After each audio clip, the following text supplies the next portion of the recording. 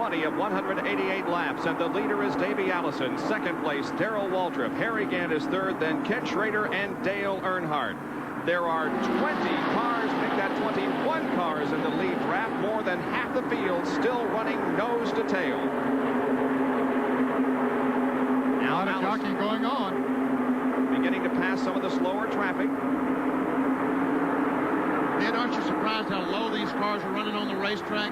You know, Darrell Waltrip and Davey Allison both running right on the bottom of the racetrack. Yeah, you would think that with the restriction plate and down a little bit of horsepower that they would run as high as they could to keep the RPMs up in the turns. But one thing that does show, look at Darrell Waltrip, how low he is on the racetrack. And that's a characteristic of Darrell, though he likes to run down there. But that also is the characteristic of a good handling race car that will stay down there. And apparently it's not hurting him as far as speed is concerned, maybe even helping him. Darrell Waltrip has won twice as many races as any other active driver here at Talladega. He has won 4 times on this racetrack. And, of course, he would love to win today. One thing he would do is give him a $100 bonus, $100,000 bonus from Winston. Since he won the Daytona 500, put him in position for the Winston Million by winning 3 of 4 of the major races this year. Trickle. We've been talking about how well he has performed all year, but basically on the short tracks, there were some real questions, I think, about how he would perform on the super speedway. Well, that tells the story right there. He is right up in there, 5th position, right behind Ken Schrader, and this is his first appearance on this racetrack. Dick Trickle from Wisconsin Rapids, Wisconsin. Bob, another driver that started in 3rd position, Neil Bonnet. We saw him lead the race there early. He has lost the lead draft and is all the way back to 25th position. Now Waltrip begins to challenge Davey Allison once again, as we are seeing Waltrip go to the low side of the racetrack. There's a look at the leader, Davey Allison, and there is second place, Darrell Waltrip. Schrader and Harry Gant now begin to battle side by side for 3rd place. And here comes Gant on the inside. Well, he tried that a little earlier and sort of got hung down there. Morgan Shepherd let him back in, and he's hung down there again. Let's see if anybody will let him in this time. I don't think he's going to find a friend as easily as he did. Ooh, okay. Just a little nudge there to Labonte. That's the way to make a hole for yourself. Yeah, that made a pretty big hole there, didn't it? We can put a Greyhound in there. Gant has gone into 4th. That's Terry Labonte running 5th, and then Dick Trickle. Neil Bonnet, you spoke of him a few minutes ago, Ned, and there he is. He started 3rd and currently runs 24th, and can be contributed only to the fact that he simply got out of the draft. Let's go to Jerry Punch for a comment on Neil. Well, Bob, that's correct in one part. He did get out of the draft and lose the lead draft, but he has a problem with the car. Apparently what Leonard Wood and the crew are telling me is that they have a miss or a little bit of a skip in the motor on that Citgo Ford, so that car has lost some time. Now, the miss seems to be clearing up a little bit, but the car is very, very loose. They're getting very little air on that rear spoiler to keep the car in the draft, so he's having to be very careful how he drafts up behind cars. And when he has the car on his rear deck, like the Derek Cope car currently following here in the draft, it makes his car even looser, so they're going to try to get the car in on the first caution flag, change tires, and tighten it down a little bit. Bob?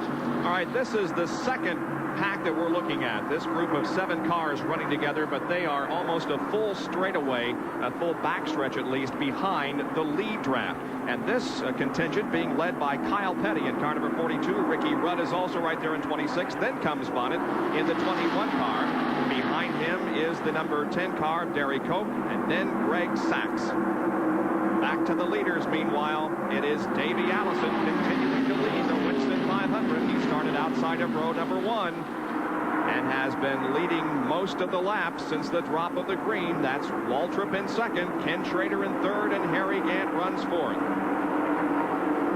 And Dale Earnhardt is falling back. He was up there among that front group a little while ago, but now he's on the inside going into turn 3, so he has dropped back to about 18th or 20th position.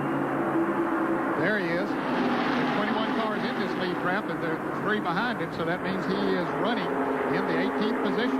It looks like Earnhardt has a problem. I'm not sure whether or not he has a problem. Not Jack LaRue can tell us.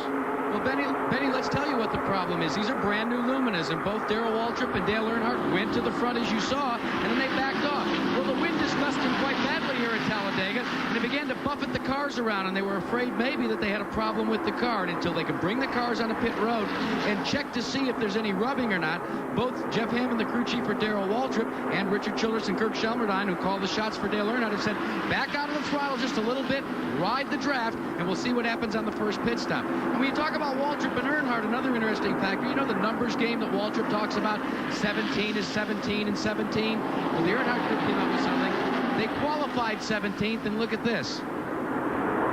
They're pitting in pit number 17. They say that might be a Talladega omen for them. And it was 17 years ago that Darrell Waltrip made his debut in Winston Cup racing right here at the Talladega Superspeedway. So the numbers, if you believe in them, they're in Darrell Waltrip's favor.